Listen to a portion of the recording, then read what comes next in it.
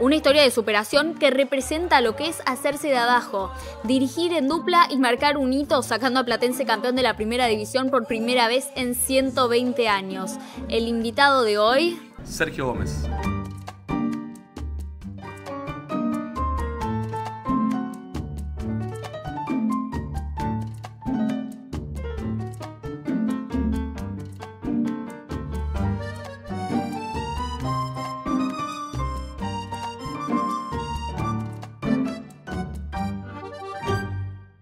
sos dueño de una historia increíble, de muchísima superación, pero quiero saber primero cómo es dirigir en dupla. Bueno, muchas gracias por la invitación. Considero siempre nos preguntan y la verdad que es como cualquier trabajo. Parece que es una relación basada en el respeto, en la admiración por el otro, en la confianza. Y eso hace mucho que el trabajo sea día a día sea muy llevadero, ¿no? Porque es eso lo que nos sucede, ya van 14 años. Y es un tiempo bastante prolongado que considero que ninguna dupla lo ha podido lograr. Entonces quiere decir que hay un respeto y hay una confianza para lo que sea con el otro, que eso genera una hermandad que es inigualable. ¿Llegan a tener algún punto de desencuentro, diferencias en cómo armar al equipo? Mayormente sí, porque eso es lo que te hace crecer. Pensar diferente es lo que nos une. Entonces uno va aprendiendo del otro, de ese desacuerdo, de esa mirada del otro, pero también tiene que ver el punto de encuentro, que es la confianza en el otro, en lo que propone, en su fundamento, y así con el resto del cuerpo técnico. Y dentro del vestuario, ¿puede pasar que alguno en algún momento tenga más autoridad que el otro o siempre se manejan con la misma línea frente a los jugadores? No, es muy difícil, ¿no? Es muy difícil que uno desautorice al otro. Los dos tenemos el mismo porcentaje en cuanto a lo que decimos y uno no va a contradecir lo que diga el otro. Si después sucede que alguno dijo algo que era erróneo, seguramente después lo corregimos, pero no pasa, no sucede porque ya está bastante trabajado hace muchos años, entonces es muy difícil que uno dé una indicación y no era la correcta. Desde que dirigen juntos en Fénix nunca se separó de la dupla, pero de pronto, ahora que ambos están sin club, ¿te imaginas llegando a dirigir solo? La verdad que no me lo pongo a pensar. Siempre en algún momento no han ofrecido si quería ir uno, porque le habíamos dicho que no, y uno solo. Y lo tomamos gracioso y decíamos, bueno, hay que abrir franquicia, Fabio, pero no, la verdad que no, porque no lo pienso, no me pasa por la cabeza porque creo que es una marca registrada y la dupla y así nos llevamos bastante bien y con el resto del cuerpo técnico también. Tratamos de que trabajen con nosotros gente que nos haga crecer, que nos enseñe y me parece que ese es el secreto. Retrocediendo un poco en el tiempo, ¿te acordás de tu infancia que comenzó en el Fuerte Apache? A veces cuando hablo con personas de diferente ámbito y me dicen, no, porque yo cuando tenía 3 años, 4, yo la verdad que no recuerdo nada.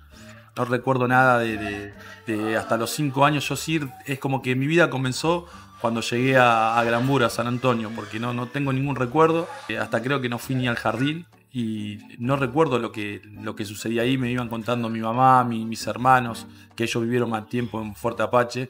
Y sí lo que fue pasando cuando ya vinimos a Granbur, que había mucho campo, casas, un vecino alejado del otro.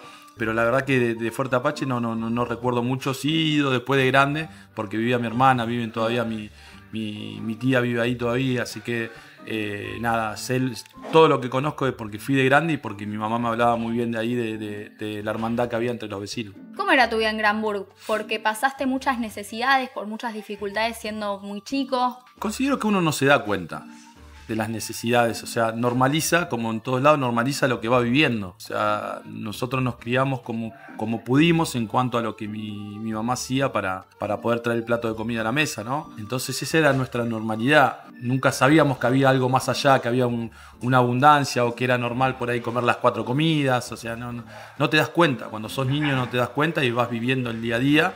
Y crees que lo que está es lo que está bien, lo que te dan es lo que está bien, porque vos veías el esfuerzo que hacía tu mamá, si iba a la mañana, volvía a la noche y vos tenías que hacer la rutina y ver con quién te quedabas y con alguna cuñada, con algún pariente para que vayas al colegio, íbamos solos, volvíamos, hacíamos la tarea, o sea que estaba todo bastante coordinado en una realidad que que era totalmente diferente, ¿no? Estoy hablando hace muchísimos años en los cuales no había tantas cámaras, no había tantas distracciones. Mi distracción era hacer la tarea y jugar al fútbol, jugar a la pelota con mis amigos en el barrio, o sea, era eso todos los días. Yo creo que hoy hay diferentes distracciones, también hay otro tipo de seguridad y a la vez hay otro tipo de peligro, que en ese momento no eras consciente de los peligros que había.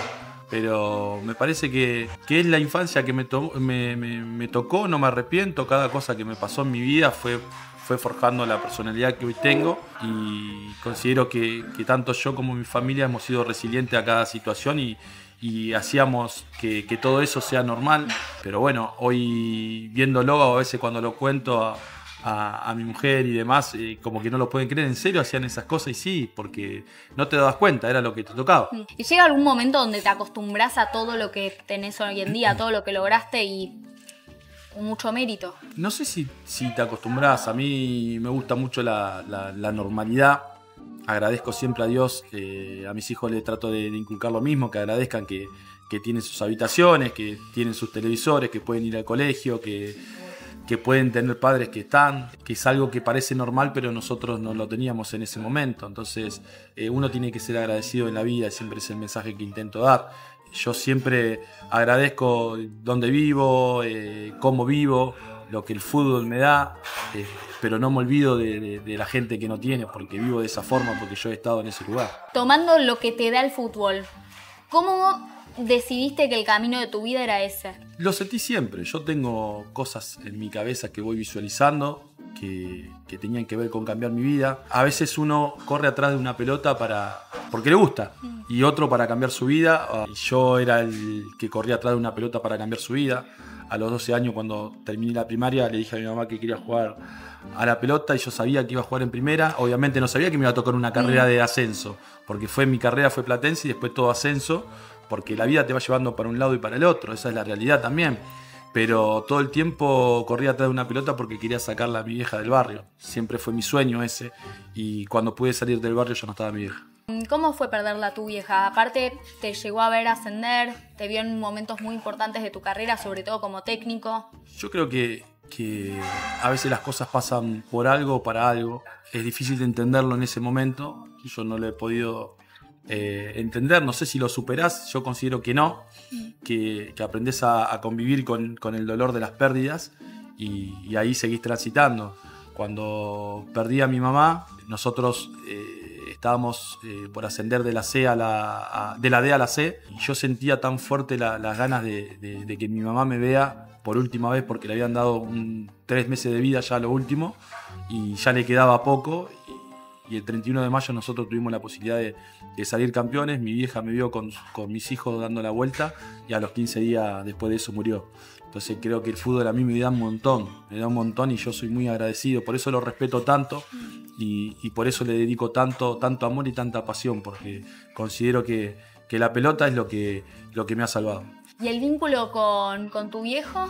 El vínculo que empezó más de grande. Sí, se separaron cuando yo nací, y no he tenido relación hasta que después fui creciendo, porque también es muy duro eso, y trato en lo posible trato de estar con mi hijo, porque obviamente todas las experiencias te sirven para tratar de no cometer los mismos errores. Entonces era muy duro, siempre cuento lo mismo, que era muy duro, que yo no me daba cuenta, pero cuando terminaba un partido en las inferiores de Platense, todos se iban con su papá y yo me iba solo.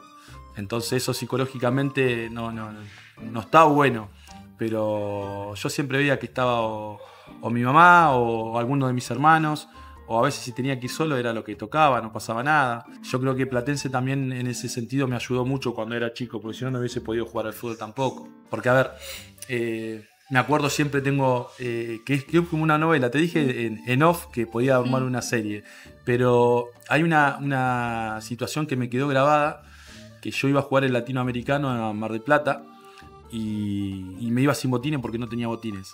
Y bueno, no me quedaba otra, me iba sin botines. Y cuando está saliendo el micro, ustedes visualicen, va saliendo el micro como en las películas, viene mi hermano Fernando con una caja de botines que habían juntado plata entre todos para poder comprarme unos botines. Que ahora me acuerdo que eran muy feos. Después le dije a mi hermano, eran muy feos. Eran unos Lecop con un gallo impresionante así. No está tan mal. No está tan mal. No tenía nada. Imagínate que me iba a jugar un latinoamericano sin botines. O sea, de loco. Yo después alguno me prestaría, decía yo. Y después el club me terminó dando allá en Mar del Plata me terminó dando, pero digo, la situación era así, imagínate, que creo que salieron 71 pesos los botines. Y antes de eso usaba unos Copa Mundial, pero la Copa Mundial vieja. Y que lo compraba ahí en Granbur en una casa que no era de deporte, sino que hacían zapatos. Entonces yo digo, imagínate el micro yéndose y mi hermano corriendo, que me pasó los botines por la ventana. Fue algo muy lindo, que a veces por ahí vos no te das cuenta, pero es el valor que tiene, que eran botines de oro para mí en ese momento por el esfuerzo que habían hecho todos. O sea, hay un montón de cosas así que hacen que valores el momento en el que te encontrás hoy. ¿Y tu familia lo considerás como algo esencial que te empujó a salir adelante y a seguir buscando tu sueño en el fútbol? Obvio. Mi familia para mí fue todo, mis hermanos y mi vieja fue todo, porque yo nunca tomé, nunca me drogué, nunca fui a robar, y era todo lo que había a la orden del día. Siempre me quedó que mi vieja me decía el trabajo, tenía el ejemplo de mis hermanos, entonces era una situación muy difícil, estoy hablando hace 30 años más o menos. No había tanta seguridad, era todo o a las piñas o a los tiros, pasaban situaciones muy complicadas en el barrio, que no es como ahora, gracias a Dios no es como ahora. Entonces uno se va adaptando, a todo te vas adaptando. Por eso lo asemejo con el fútbol y al jugador le digo, hay que adaptarse a las diferentes circunstancias y las situaciones que van sucediendo, tanto en el día a día como en un partido. ¿Por qué? Porque vos después te acostumbrás y te tenés que adaptar y te tenés que hacer. Entonces hoy por ahí aceptar una injusticia, el jugador tiene que tratar de ser fuerte, porque primero echamos culpas y no miramos hacia adentro qué es lo que estamos haciendo mal para poder mejorar. Y en la vida es igual, y mi vida fue todo igual, por eso no me arrepiento de nada de lo que me tocó vivir. Hablando de los jugadores, antes de dirigir vos jugaste en el ascenso y también dirigiste ahora un plantel campeón de primera división. ¿Notás que hay alguna diferencia entre el jugador de ascenso y el jugador de primera? Las diferencias sí las hay, porque obviamente la diferencia está en la formación. Y la formación tiene que ver con los recursos que vos tenés para poder formar a jugadores. Entonces, el ascenso seguramente no tienen, si bien ha mejorado un montón, no tiene los recursos que puede tener un equipo de primera división o como los equipos grandes. Entonces eso tiene una ventaja, que vos capaz que en el ascenso vos tenés un técnico y un profe y nada más, y capaz que en primera división ya tenés entrenador de arquero, tenés 2 profes, tenés un entrenador y tenés... Esa diferencia, y los campos de juego son diferentes, entonces hace que todo sea más fluido y que el aprendizaje sea aún mejor. Es lo que a mí me parece que tiene que ver mucho también los recursos que uno tiene para poder formar. ¿El talento se nace o se construye? Se nace y se pule.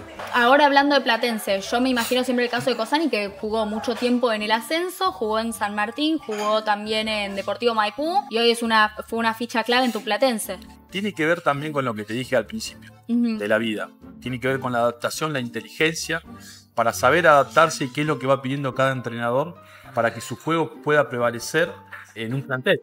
Porque obviamente atrás de él había 3 arqueros más, entonces me parece que el entendimiento y la inteligencia que tiene que tener para adaptarse a lo que pide el entrenador es fundamental. Y así en todos los puestos, porque si vos te fijás el Platense campeón, hay muchos jugadores que han pisado el ascenso y que tenían que obviamente multiplicar esfuerzo para tratar de competir contra equipos muy poderosos. Pero me parece que el mensaje es que obviamente con trabajo se puede. También me ha tocado dirigir equipos que eran poderosos en su categoría, como fue San Martín de Tucumán, como fue Ferro, que tenían un protagonismo como si fuese hoy River y Boca.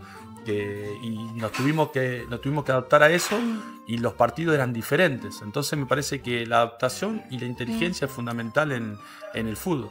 Creo que esa fue una de las claves de la campaña que hicieron con Platense, donde dejaron afuera a San Lorenzo, a Racing, a River, ganaron una final. Me parece que una de las claves tiene que ver el convencimiento que tenga el jugador. Como tenía aquel niño a los 12 años de poder cambiar su vida, estos adolescentes adultos, para poder cambiar su carrera también y poder hacer algo que no hizo nadie. Entonces algo que no hizo nadie es poder salir campeón después de 120 años. O sea, era algo muy épico que obviamente era único. Tener que convencerse y creerle a los entrenadores de que eso podía ser factible era fundamental porque si no hay convencimiento y no crees en lo que el entrenador te dice, es muy difícil que las cosas salgan bien. ¿Y cómo se construyen las cosas dentro del entrenamiento? Con fundamentos, fundamentando cada cosa que haces, para qué la haces y por qué la haces, que el jugador vea que cada herramienta que vos le das le puede servir para mejorar en su juego, en lo individual y en lo colectivo, que eso es muy importante. porque obviamente considero que no hay jugadores que ganen los partidos solos, entonces dependés de lo colectivo todo el tiempo. Y que si lo colectivo funciona, seguramente lo individual resalte. Entonces eso es lo que tratamos de construir, no solo en Platense porque hemos salido campeones, sino porque consideramos así el fútbol de esa forma y que también es tratar de fusionar el quiénes con quiénes. Y eso es muy importante para entender, dejar el ego de lado, porque todos tenemos ego, dejar ese ego de lado para tratar de construir un equipo campeón. ¿Entendés? Eso es lo más importante. Es muy interesante esto que traes de los egos. ¿Cómo se siente quizás el jugador que pasa mucho tiempo, gran parte de su tiempo en el banco? Eso es lo más difícil. También es difícil porque siempre te lo voy a relacionar, cada cosa que me pregunte te lo voy a relacionar con la vida. Para el ser humano lo más importante es sentirse útil, ¿no? Independientemente del lugar en el que te encuentres. Y el jugador que le toca ser el suplente momentáneo, porque todo es momentáneo, nosotros le llamamos que son suplentes momentáneos, que depende de él la utilidad que crea que tiene en el grupo, o que esos minutos que le toque pueda cambiar algo. Me parece que sentirse parte de algo tiene que ver con el suplente momentáneo, porque es momentáneo. ¿Por qué? Porque ese lugar que vos crees que es injusto para vos, hay otro lugar que puede ser peor que quedar afuera de ese banco. Y hay algo que puede ser mejor, que es estar adentro de los 11. Entonces, esa lucha interna para sentirse útil en el momento que te toca te puede llegar a ser estar dentro de los 11 o te puede llegar a ser, si te dejas, estar afuera de los 23. Entonces me parece que esa era una guerra interna que tiene cada futbolista para con él mismo, para tratar de ser mejor. Y me parece que eso era lo más importante y es lo que construye un equipo campeón. Para unirnos en ese punto que tiene que ver con el colectivo y no solamente con el individual, porque el individual obviamente que vos cuando tomás decisiones lastimás y dejás a jugadores y vas cambiando la carrera de ese jugador, entonces es muy injusto lo que a uno le toca. Por eso siempre decimos, enójense con el entrenador y no con la persona, porque la persona va a seguir siendo siempre la misma adentro y afuera de la cancha, pero el entrenador tiene que tomar decisiones. Recién afuera de cámara estábamos hablando del caso mencionamos a Vicente Taborda, que vino de jugar una final de Libertadores donde yo quiero ser muy cauta con estos temas, uno nunca sabe qué está pasando dentro de su mente, pero de jugar una final de Libertadores con Boca, terminó cedido en Platense. Sí, mira, a ver. ¿Cómo se vivió? Es una situación muy difícil en la cual lleva un proceso. Pero ¿qué pasa? Nosotros, como seres humanos, queremos el resultados antes que el proceso. No queremos esperar el proceso para obtener el resultado. Y somos así, porque esa sociedad nos lleva a equivocarnos más de lo que nosotros creemos que nos podemos equivocar. Entonces con Vicente también llevaba un proceso que venía de jugar de la final de la Libertadores a después encontrarte en Platense. Ahora, nosotros tenemos que tratar de convencerlo de que Platense tiene que ser una oportunidad, de hecho, un trampolín para poder volver o a Boca o cambiar su carrera. Y aceptar esa situación, las diferentes condiciones de trabajo obviamente que puede haber en un lugar como Boca y un lugar como Platense, y hacer que esas condiciones son las que hoy Platense te podía dar y tratar de hacerla buena para poder cambiar tu carrera. Entonces considero que Vicente lo pudo entender y por eso le fue como le fue. Por eso en definitiva está en la mente del jugador, en lo que quiera el jugador, para poder cambiar su vida y su carrera. Y considero que Vicente lo entendió perfecto, porque en un momento cuando llega Vicente, en diciembre lo terminamos sacando porque le íbamos marcando cosas que no hacía, que él la debería hacer para poder hacerse líder del equipo. Y Platense salió campeón con Vicente Taborda como líder. Entonces eso es importantísimo. Y vos decís, che, lo hizo la dupla. No, la dupla intentó marcarle un camino, después depende del receptor si lo toma el camino o no lo toma. Y considero que Vicente lo tomó y ahí está el resultado. También tenemos otro caso de éxito que es el de Pellegrino, que hoy en día está jugando en el Parma. Sí, Mateo, yo creo que es un ejemplo también de la contención y la formación que tiene afuera. Él también obviamente, jugó en Vélez. Claro, pero no, yo hablo de la familia, el padre entrenador, o sea, es todo un proceso, porque era un chico que terminaba el entrenamiento y seguía entrenando. Nosotros siempre solemos armar como si fuesen estaciones libres para que un jugador elija qué es lo que quiere mejorar, para mejorar la técnica individual superior, en unas terminaciones, aguantar y definir él en el caso de él, o sea, el pase de recepción, que son libres. Entonces él era el pionero que era el primero que se levantaba junto con Bautista, Barros y Cheloto, y se quedaban. ¿Y eso qué hace? Cuando el contagio positivo existe y el negativo también. Entonces lo que contagiaba a Mateo todo el tiempo, que él hacía goles y seguía trabajando para poder hacer más goles. Entonces cuando tuvo la posibilidad de irse, obviamente que me puso muy feliz. Lo quería tener conmigo, pero me puso muy feliz porque en definitiva es eso, el progreso de la carrera del futbolista es la paga de un entrenador. Que haya captado algo de lo que uno le dijo, esa me parece que es la mejor paga que puede tener un entrenador. Y Mateo hizo eso. Entonces después cuando lo ves hacer un gol, creo que fue contra el Milan o el Inter, creo que fue el Milan, que hizo 1 o 2 goles, y es como que lo haces vos, ¿viste? Y vos decís, qué lindo que pueda haber agarrado los conceptos rápido, que los compañeros hayan colaborado, lo mismo que Sasha Marsic, que hizo un gol de tiro libre el otro día, estuvimos hablando y nos hacíamos chistes de eso, que estuvo cerca en Mendoza cuando pegó en el ángulo. Y digo, todo eso le decíamos con Fabio que se tenían que quedar, porque obviamente Messi no era un especialista, el mejor jugador del mundo en la actualidad, no era especialista en tiro libre y se quedaba a trabajarlo. El Diego hacía lo mismo. O sea, si de ahí para abajo nosotros no lo hacemos a mejorar algo que a nosotros nos da felicidad, es muy difícil. Entonces me parece que generar el hábito es importante, no generar la obligación. Por eso eran libres, porque si yo te obligo a hacer algo, lo vas a hacer por obligación y no tiene tanto valor. Si yo genero un hábito de que vos vengas, sabés que tenés que desayunar, alimentarte bien, sabés que tenés que divertirte, tenés que salir, pero tenés que elegir los días que poder salir. Si yo genero ese hábito, ya estoy ganando un montón. Y estoy forjando un equipo campeón. Si yo te obligo a hacer las cosas, o sea, nosotros sabemos que ahora mientras estamos charlando nosotros dos, yo no puedo usar el teléfono mientras vos me estás hablando. O sea, yo ya lo sé, ¿entendés? Si vos me decís no lo podés usar el teléfono, y bueno, me lo estás diciendo.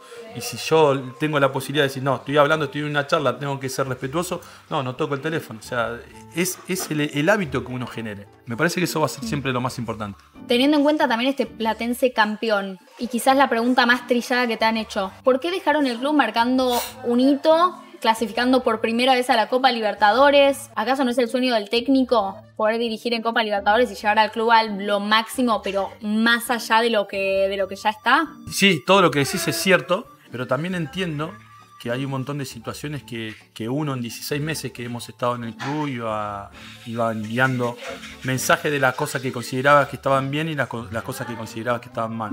Si vos podés elegir escribir un libro y vos decís, che, este es el momento, ¿cuál es? Bueno, hay cosas que yo ya no las aguanto, pero me gustaría que esta etapa termine logrando algo que no logró nadie en el club. Entonces lo firma cualquiera. Si che, salgo campeón y después termino esto y me voy. Porque cuando uno se va también no es que se va porque se va enojado con todo el mundo y cierra la puerta y se va. A veces se va porque también quiere generar algo de la otra parte para que logren cambios. ¿Entendés? Por decir, che, a ver, se fue la dupla después de salir campeón. Qué raro. ¿Se fueron por un club? No. ¿Se fueron por plata? No.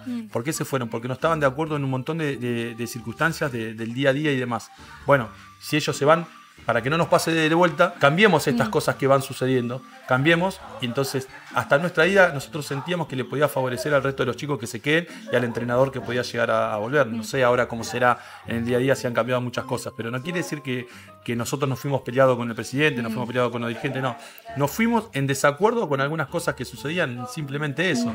Porque yo entiendo que a veces vende, no, nos fuimos a las trompadas, nos fuimos mal, no. No, pero muchas veces no es real. Muchas veces no es real, pero sí, obviamente que si alguien se va de un lugar es que no se sentía cómodo con algunas cosas. No es que se va, che, me sentía muy feliz, salimos campeones, hay una final en diciembre, hay una Libertadores que jugar, pero la verdad que no tengo ganas y me voy, no. Si obviamente pasaba algo que los entrenadores no estaban de acuerdo, por eso se fueron. Nadie se va porque se va tampoco. ¿Entendés? Porque de un día para el otro dice me voy. No, esto fue un análisis que hacemos siempre y que estuvimos 16 meses en el club. Entonces es un club en el cual nosotros tenemos un arraigo particular, por lo que te conté al principio de la nota. Yo desde los 12 años que estaba en el club. Entonces tuvo que haber pasado cosas para que ellos tomen la decisión de irse. Pero aparte, más allá de todo lo que se ve por detrás, la gente, la hinchada, el hincha sobre todo, valora mucho los resultados. Y ustedes dieron eso, quedaron un paso de clasificar a Sudamericana. Bueno, son los últimos campeones del fútbol argentino. Clasificaron a la Libertadores. Sí, fue la mejor campaña en puntos desde que Platense volvió a primera, la anterior a esta. Y después esta, tuvimos la posibilidad de salir campeones por primera vez en 120 años de historia. Yo creo que es algo eso que no se va a borrar ni se va a quitar, o sea, el amor con el hincha. porque siempre nosotros lo que inculcamos y tratamos de transmitirle a los futbolistas es que sientan ese respeto por el hincha y que sientan esa pertenencia del primer día que llegan. Y considero que en Platense se logró y muchos de los clubes donde hemos estado también. Entonces vos me decís, che, ¿cuál sería el éxito? No sé qué es el éxito. Sí sé que me encanta cuando veo reflejado un equipo que nosotros queremos. Y en todos los clubes donde hemos estado, fíjate que los últimos 3 clubes que nos han llamado de primera división fueron porque tenían problemas con el descenso y quedamos siempre cerca de la Sudamericana. Hemos estado en la fecha 2, estábamos primero en Godoy Cruz y estaba yendo al descenso. Atlético Tucumán se estaba yendo al descenso y también hemos estado muy bien y quedamos por diferencia de gol afuera de la Sudamericana. En Platense no ha pasado lo mismo y bueno, tuvimos esa revancha y pudimos mostrar nuestro trabajo saliendo campeones en la liga, creo que una de las 7 ligas más importantes del mundo. Sí. Entonces nosotros sabemos lo que intentamos generar, ni siquiera es soberbia, sino que es lo que sucedió y es lo que tratamos de transmitir en toda nuestra carrera de que hemos arrancado. Entonces no es un trabajo tan fácil. Sí considero que tenemos un cuerpo técnico capacitado para dirigir en cualquier club, porque se van mejorando día a día. Si en este tiempo que está muerto para nosotros no está muerto, seguimos seleccionando trabajo para tratar del próximo club que nos contrate, tratar de darle lo mejor servicio y así vivimos nosotros. Entonces todo el tiempo tratamos de hacer la buena, que es lo que cantaban los jugadores cuando salimos campeones, que decían, sé la buena. Bueno, eso porque nosotros empujábamos, porque si las condiciones no eran buenas, si había algo que fallaba, nosotros le decíamos, hagan la buena. La mejor forma de que esto mejore es saliendo campeón haciendo algo que no hizo nadie. Entonces eso es lo que intentamos hacer. Hacer la buena creo que resume a la perfección la primera campaña en Flandria. En un club inundado, con complicaciones desde lo deportivo, y terminaron ganando... creo que fue un empate y por diferencia de goles terminaron ascendiendo contra Atlanta. Nos llegamos nosotros con 2 puntos arriba, si ganaba Atlanta nos pasaba. Claro, pero si nosotros con el empate estábamos, quedábamos primero por puntos, porque obviamente seguíamos manteniendo la ventaja de 2. Y obviamente todos fueron a la cancha a ver salir campeón Atlanta, porque obviamente era el equipo grande y iba a suceder eso de local. Pero nosotros era nuestra oportunidad única y irrepetible, lo mismo que pasó con Platense, porque nunca había jugado en el Nacional B de Flandria. O sea, a veces había un psicólogo que contaba la liebre y no sé si era el león o el tigre, una cosa así era, que decía que la liebre corría por su vida y el león corría para comer ese día. Pero si no comía ese día, podía comer al otro. O sea, la liebre corría por su vida. Y nosotros tenemos que ser esa liebre que corre por su vida. Es la única oportunidad irrepetible. Y el león, si no comía hoy, comía mañana. Entonces nosotros corríamos por hacer historia por única vez en el club. Que de hecho después se dio cuenta que podía y después volvió a ascender Flandria. Entonces ese es lo que queremos tratar de marcar. Platense ahora sabe que puede. Entonces marcamos un camino entre todos para que lo puedan seguir el resto, de que tengan la posibilidad de trabajar en el club. ¿Cómo fue esa final con Flandria? ¿Qué tiene de diferente una final a un partido de liga cualquiera? Desde la preparación, desde la mentalidad. Considero que fue el partido que más me equivoqué en los cambios. ¿Por qué? Porque hice todos los cambios mal. O sea, salieron mal. Salieron mal. O sea, Fabio estaba expulsado. Fabio estaba atrás de una alambrada. Obviamente que Fabio veía una cosa y yo veía otra y yo le decía, Fabio, me parece que esto. Y obviamente, como te dije anteriormente de la relación, yo decía, no, Fabio, para mí es este. Entonces entraba ese y hacía cagada. Che, no, Fabio, y entraba... Y así fui. Te la tiraba afuera. No, hice todos los cambios que hice, porque la mayoría los hice yo ese día, y fueron todos malos. Hasta uno que entró, decíamos, si poníamos un 9 y poníamos un defensor. Me acuerdo que Fabio quería poner un defensor y yo quería poner un 9. Y digo, no, pongo el 9. El 9 hizo, a los 49 minutos, hizo un full en el borde del área. No. Y yo digo, Dios, ayúdame, yo sé que estás ahí. Si la pelota entra, salta Fabio y me mata. Me mata, porque aparte de las ganas que entra el jugador, entró, hizo un full ahí y en la fecha anterior ese mismo jugador había hecho un gol de tiro libre del mismo lugar. Y nosotros le dimos para practicar a ver si lo podía hacer de vuelta. Y cuando se fue afuera la pelota, es impresionante. Yo, la verdad que a veces tiene que ver eso. A veces, ¿viste? Cuando dicen, che, qué bien que salieron los cambios, a veces lo hace el ayudante, a veces lo hace uno, a veces lo hace el otro. Obviamente nosotros somos los responsables de que salgan o no. Siempre un entrenador cuando hace un cambio quiere generar lo que dice la palabra. Pero vivir ese momento, la ida en el micro, lo mismo que pasó ahora con Platense yendo a cada playoff, es una adrenalina que es hermosa Y a mí me pasa mucho valorar el momento en el que estoy, porque yo estoy yendo a ese partido y hay muchos otros entrenadores y otros jugadores que no están en ese momento. Entonces digo, valorarlo y vivirlo con tranquilidad y que sea lo que Dios mande. Siempre digo lo mismo, que sea lo que Dios mande. Cuando saludo a los entrenadores digo, bueno, el entrenador laburo rival, nosotros también, y bueno, entonces que sea lo que Dios mande, ojalá nuestros jugadores estén mejor. Pero esa tranquilidad de vivir ese momento es impagable. ¿Cuál es la sensación cuando ascendés? ¿Es más lindo salir campeón de un torneo o ascender? Porque vos ascendiste varias veces. Sí, son sensaciones diferentes. Salir campeón de la liga de primera división es algo que no hacen todos. No todos los entrenadores ni todos los jugadores tienen ese privilegio. O sea, salir campeón de la liga argentina es tu liga. Es capaz que vos te podés retirar de dirigir, arrancaste a los 35, 40... 45 años y terminás tu carrera y nunca saliste campeón de tu liga en la que vos naciste. Entonces esto es algo, lo de salir campeón de la Liga Argentina es impresionante. Yo creo que no tiene comparación. Es algo que uno sueña desde muy chico. Vos cuando arrancás decís, che, ¿qué te gustaría? Me gustaría salir campeón. Y vos decís, qué difícil, qué difícil tu sueño. La verdad que es muy difícil. Y la verdad que nosotros lo hemos conseguido y me parece que eso es increíble. Y después los demás ascensos que hemos tenido no le voy a sacar importancia. Si no hubiese yo digo siempre que el campeonato más importante fue el de la primera D, porque estaba mi vieja viva. O sea, eso fue lo más hermoso que me dio el fútbol. Después tuvimos la posibilidad de ascender en la C, en la B. Entonces la verdad que tuvimos esa mano de Dios en todo lo que hicimos, porque es muy difícil en 10 años llegar a primera división no siendo jugadores conocidos, de renombres.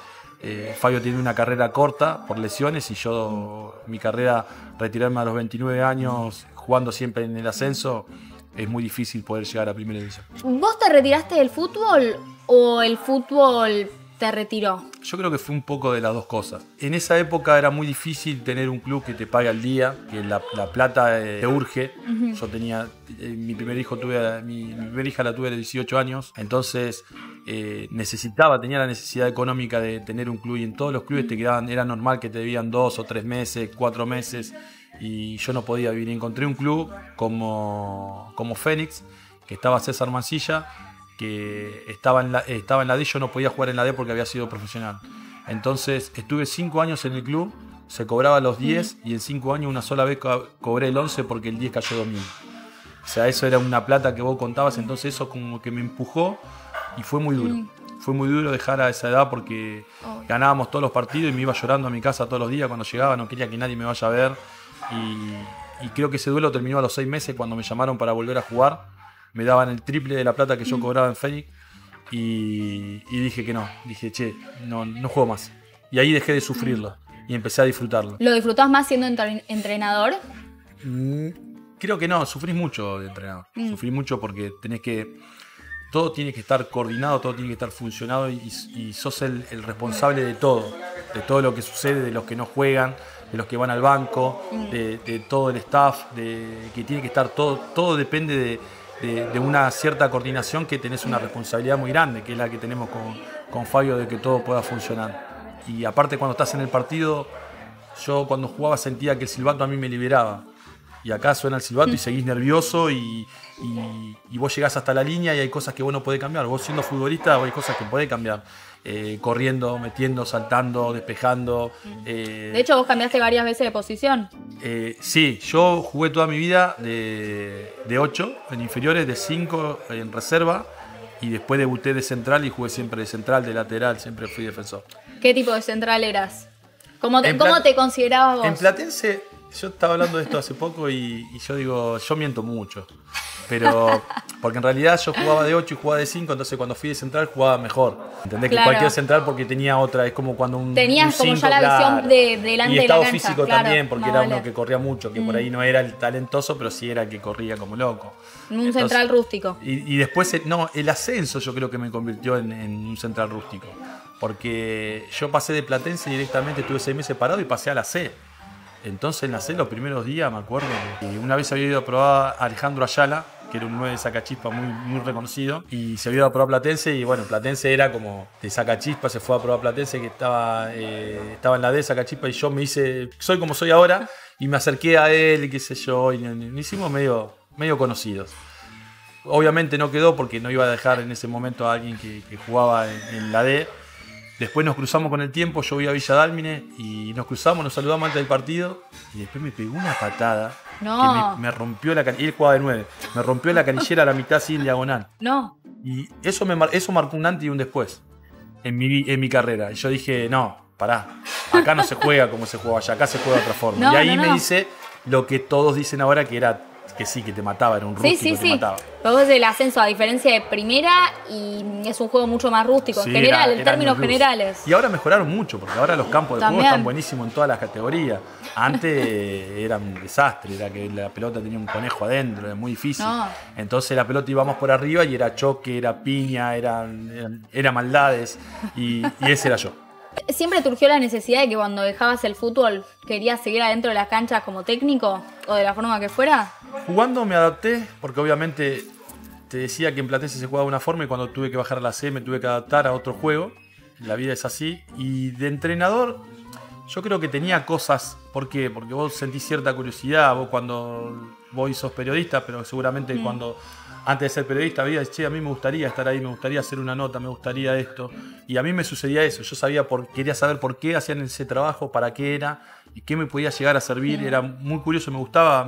Siempre fui como un líder, a veces era capitán y a veces era capitán sin cinta. Siempre estaba en ese bloquecito de los que eran referentes, porque lo sentía así al fútbol. Y entonces me gustaba y le preguntaba al entrenador, ¿por qué hacemos este trabajo? ¿Qué es lo que buscan? ¿Para qué? Y eso jode, pero me gustaba. Y después con el tiempo me fui dando cuenta de que era lo que quería hacer. Y en el curso de entrenadores conociste a tu dupla histórica, a Orsi. ¿Qué primera impresión te dio? ¿Cómo decidieron que se podían complementar? Él creo que estaba en Real Pilar. Fabio lo conocí en Fénix. Yo estaba en Fénix y Fabio era uno de los mejores entrenadores de la liga escobarense. Él dirigía la liga. En Real Pilar jugaba, dirigía, en me Fénix, parece. Que ahora es Real Pilar. Claro. Que el mismo gerenciador, César Mancilla. Entonces... lo conocí ahí, de repente cayó Fabio cuando ya estaba y nos conocimos ahí. Él había hecho el curso mucho tiempo antes que yo y empezó a dirigir la liga. Y yo mientras hacía el curso, hice el curso en Vicente López, la verdad que me han ayudado mucho ahí también. Pero nada, Fabio era mi cliente porque mientras hacía el curso vendía ropa, porque estaba muy complicado para pagar el curso, no podía destinar la plata, tenía hijos y tengo hijos, pero no podía en ese momento destinar la plata para un curso de técnico, entonces tenía que hacer algo extra, como lo he hecho siempre, para poder solventar el curso de técnico. La verdad que a veces caía con el bolsito con la ropa ahí.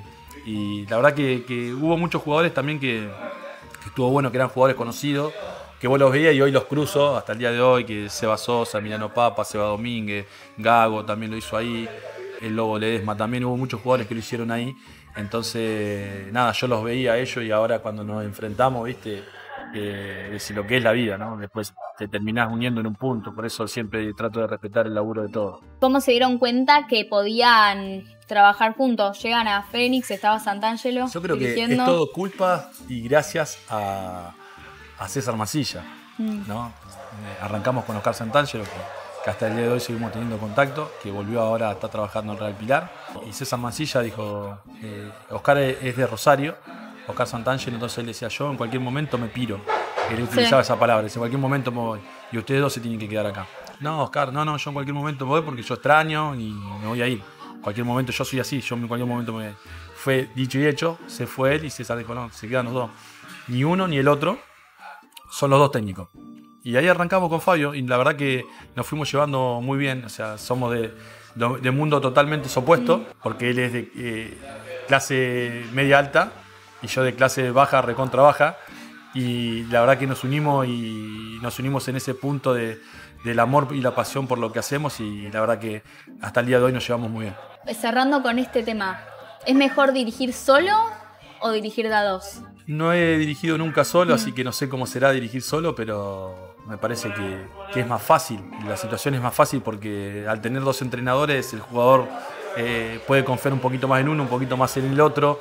Uno tiene una personalidad diferente al otro. Yo estoy más cerca del jugador. Fabio a veces es un poco más serio y nos complementamos muy bien. El complemento es importante. Entonces el jugador lo siente y responde así.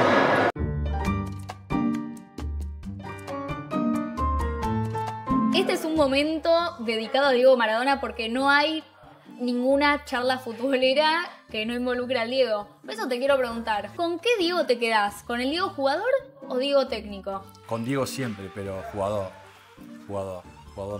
La magia, verlo hacer eso dentro de una cancha no tiene precio. ¿Cuál es tu momento favorito de Diego? El del gol a Dos Ingles. Es ese, creo que es el de todos. Hizo algo que no lo va a volver a repetir nadie. Yo no creo que en ningún momento te pase. Pero si tenés que explicarle a una persona que nunca vio fútbol en su vida, tenés que contarle quién es Diego. ¿Cómo se lo explicás? Como un ser único.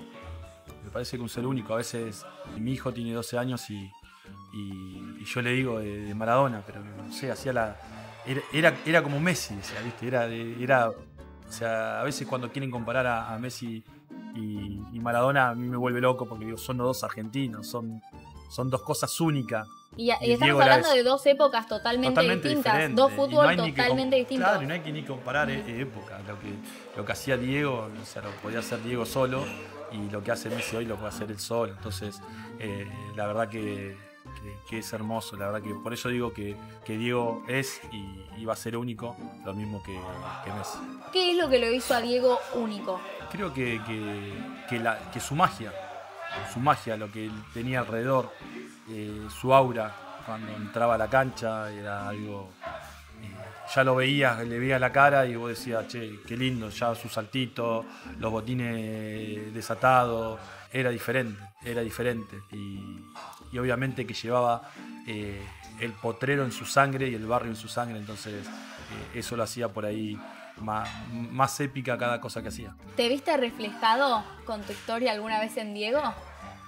Yo creo que Diego fue el que marcó a la gente humilde que corriendo atrás de una pelota uno podía cambiar su vida. Si bien yo no estoy de acuerdo hoy en día porque yo digo, los chicos tienen que estudiar, tienen que tratar de entender que el fútbol es un embudo y no todos llegan. Entonces, no le diría que hagan lo que hice yo, que apuesten todo al fútbol, o capaz que hagan lo que hizo Diego, que apostó todo al fútbol, sino que vayan de la mano con el estudio, que me parece que es lo más importante hoy para un niño que entienda eso, porque también veo mucha presión en los chicos que ven que patean 2 o 3 pelotas bien y ya se creen que se van a salvar. Y en definitiva hay diferentes etapas que tienen que tratar de entender los padres que no tienen que perder los niños. También todos tus hijos estudian. Sí, lo más importante, es lo único que no es hábito, que yo los obligo, tienen que estudiar, porque considero que el estudio es el arma que nosotros podemos tener ante una sociedad que nos quiere ignorantes, y no tenemos que ser de esa forma, tenemos que tratar de luchar siempre por ser cada vez más inteligentes, de tener la curiosidad de seguir aprendiendo, y eso es lo que le inculco a mis hijos. Después, obviamente, ellos son los que deciden en seguir ese camino o no.